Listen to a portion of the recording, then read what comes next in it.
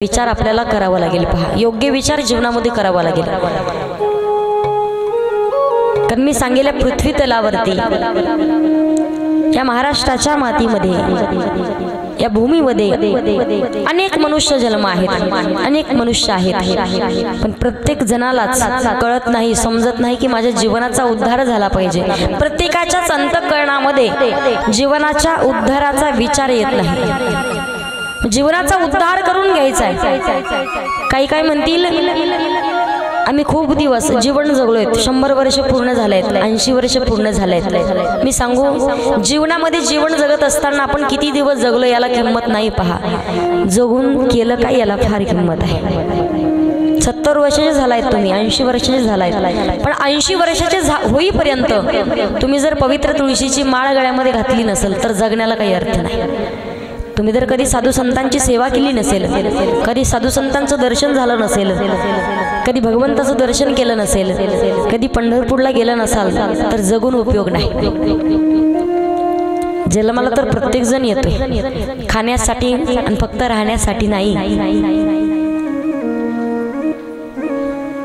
किती दिवस जगलो याला किंमत नाही, जगून केलं काय याला फार किंमत आहे। पहा, मी तुम्हाला सांगेल, आपण कधी कधी पाहतो एकदम वयोवृद्ध माणसं असतात, ताई आम्हाला माळ घालायची। म्हटलं का दादा, वय झालं खूप तुमचं, आता 70-75 वर्षाचे झाले तुम्ही, 80 वर्षाचे झाले, माळ घालायची।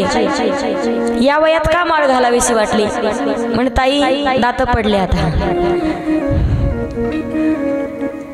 पुढचं नाही बोलत मी, म्हणून माळ घालावीशी वाटते। 70 वर्ष झाले तुम्हाला जर दात पडले म्हणून माळ घालावं वाटत असेल तर ती माळ घालण्याला काही अर्थ नाही। तुम्हाला सांगते, पहा, जीवनामध्ये गुरु आणि सद्गुरु करावे।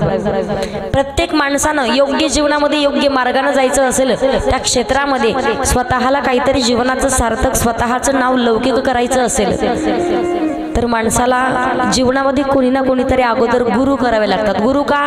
भावेविन देव नकळीनी संदेह आणि गुरुविन अनुभव कैसा कळे। का करायचंय गुरु? गुरु हा संत कुळीचा राजा, गुरु हा प्राण विसावा माझा, गुरुविना देव दुजा पाहता नाही त्रैलोकी किंवा गुरु बिन कोण बतावे वाट, बडा बिकट यमघाट,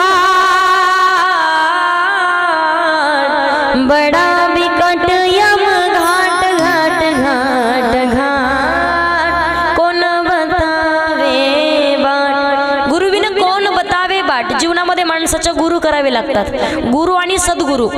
काही एक आजी होत्या, पहा, असंच कथा सुरू होती। मी कथेच्या दुसऱ्या तिसऱ्या दिवशी सांगितलं, प्रत्येक माणसानं मनुष्य देह धारण करून आल्यावर माळ घालावी आणि जीवनामध्ये गुरु सद्गुरु करावेत। आजी माझ्याकडे आले, मला म्हणे ताई मला माळ घालायची। म्हटलं आजी वय काय चालू आहे? आजी म्हणे ताई 70 वर्षाचे झाले आता।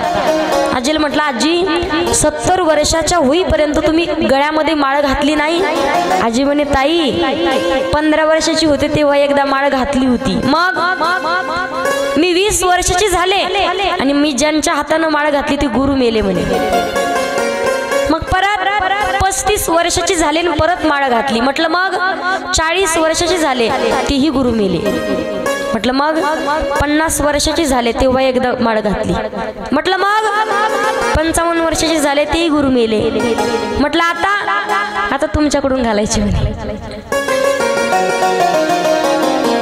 जीवनामध्ये गुरु करावे लागतात। पवित्र तुळशीची माळ गळ्यामध्ये का घालायची? माळ जो माळ गळ्यामध्ये घालतो ना तोच भगवान पांडुरंग परमात्म्याचा वारकरी होण्याच्या पात्रतेचा माणूस असतो। पहा, वारकरी होण्याच्या पात्रतेचा भक्त असतो, पण गळ्यामध्ये पवित्र तुळशीची माळ घालावी लागेल। किती दिवस जगला याला किंमत नाही, जगून केलं काय याला फार किंमत आहे। किती प्रॉपर्टी आहे तुमच्याकडे, किती गाड्या बंगलेत याला किंमत नाही। सांगते मी, कथा श्रवण करा, जीवनाचा उद्धार होईल। मग इकडनं ऐकायचं आणि इकडनं सोडून नाही द्यायचे। कथा श्रवण करावी लागेल, श्रद्धायुक्त अंतःकरणाने ऐकावी लागेल। आता काही जणींनी सांगते, पहा, आम्ही जेव्हा जेवणासाठी जातो, तुम्हाला सांगते मी, पहा, इच्छा असते प्रत्येकाची, आम्ही प्रत्येकाच्या घरी चहा घेण्यासाठी यावं, जेवणासाठी यावं. आम्हाला पैसे दे म्हणून इथे विकत, फक्त तुम्हाला विकत ज्ञान देण्यासाठी नाही आणलेलं. तुमच्याही जीवनाचा काहीतरी उद्धार व्हावा, तुमच्याही जीवनाचं सार्थक व्हावं. आमचं कर्तव्य आहे, आमच्या जीवनाचा उद्धार झालाय. भगवान परमात्मा आमच्याकडून सेवा करून घेत आहेत, पण त्यानं सेवा करून घेण्यासाठी आम्ही तेवढ्या प्रामाणिकपणे राहतोय. ते तुम्हाला सांगते, उद्यापासनं तरी त्याच्याच घरी मी जेवायला जाईल जे मला इथं कथेला आलेले दिसतील. जेवायला नाही जाणार कोणाच्या घरी, कारण आम्ही रोज कथेला यायचं, जेवायला बोलवण्यासाठी यायचं. घरी आम्हाला जेवायला घेऊन जायचं. कथेला आले होते का नाही म्हणे, आम्ही घरीच थांबलो. कथेला यावं अगोदर, इथे या अगोदर, इथे दर्शन घ्या. आम्हाला इथे येऊन भेटा, नंतर तुमच्या घरी चहा घ्यायला आणि जेवायला. फक्त तुम्हीच बोलवलं तरी झालं, डबल जाईल मी एकाच्या घरी. पण जे येत नाही त्यांच्या घरी नाही.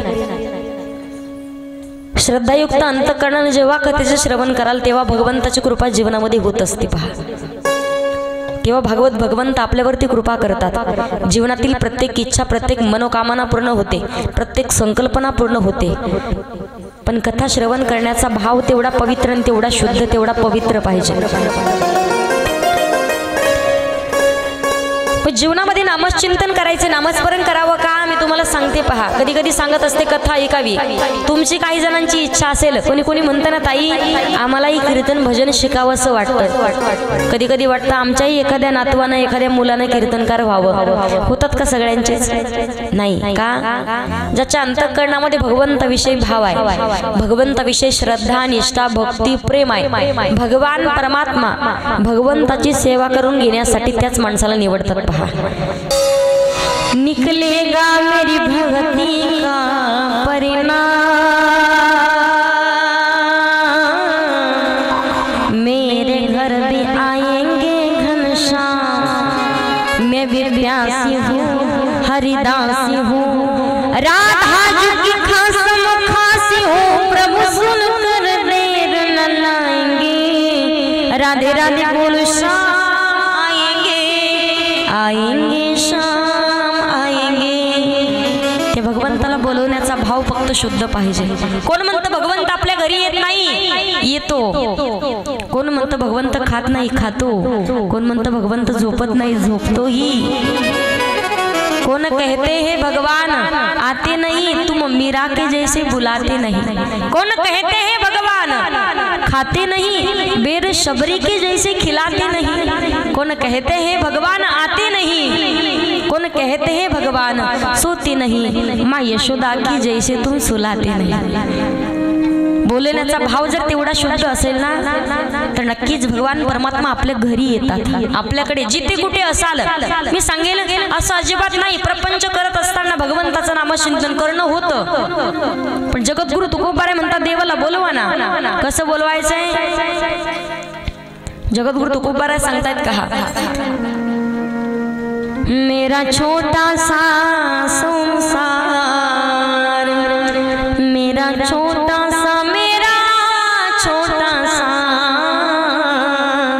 मेरा छोटा सा संसार, हरि आ जाओ एक बार, हरि आ जाओ प्रभु आ जाओ, हरि आ जाओ प्रभु आ जाओ, मेरा छोटा सा, मेरा छोटा सा, मेरा छोटा सा संसार, हरि आ जाओ एक बार.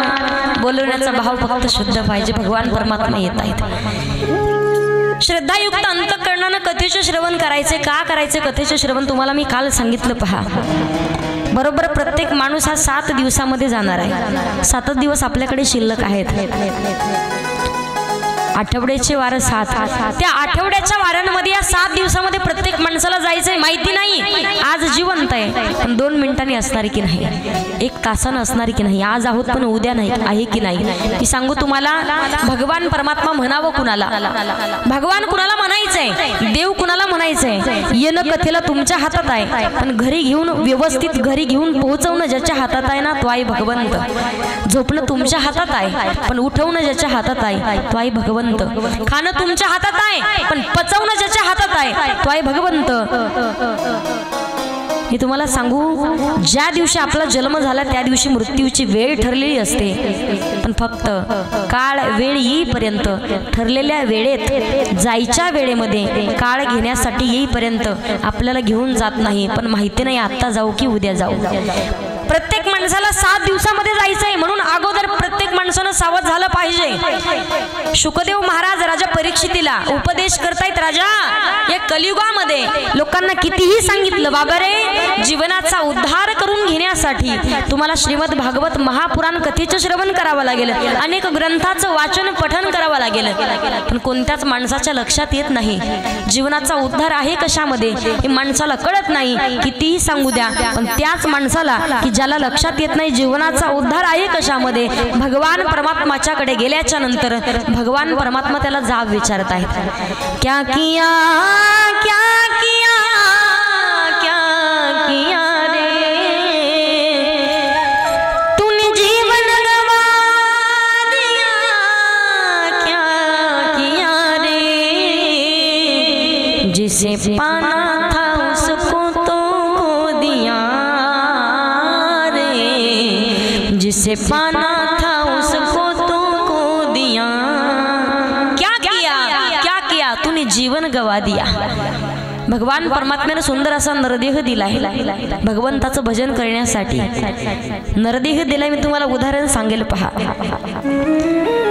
जसं प्रत्येक माणूस या विषयांमध्ये या मोहमायांमध्ये स्वतःला गुरफटून घेतोय, जीवनाचा उद्धार आहे कशामध्ये हेच त्याच्या लक्षात राहत नाही। जोपर्यंत आईच्या उदरामध्ये गर्भामध्ये आहे ना, भगवंताला विनंती प्रार्थना करतो, देवा मला या दुःखातून बाहेर काढ, एक वेळा करी या दुःखा वेगळे